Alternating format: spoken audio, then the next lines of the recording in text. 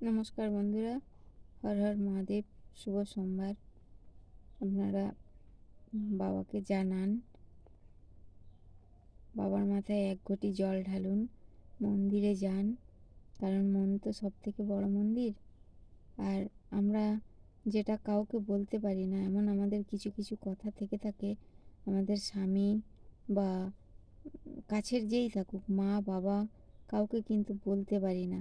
আমরা কিন্তু ভগবানকেই বলতে পারি।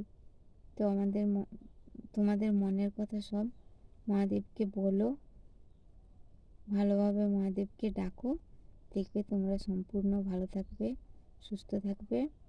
বন্ধুরা, আমরা বুঝতেও পারছি না আমরা এখন কি জায়গায় হাঁটছি, আমাদের দিন কেমন আসছে, আমরা কিভাবে কাটাবো, আমাদের সন্তান ছেলে মেয়েকে কিভাবে রাখবো।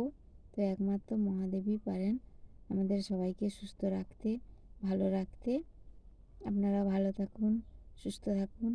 আমার সব ভাই বোনকে জানাই নমস্কার, শুভ সোমবার।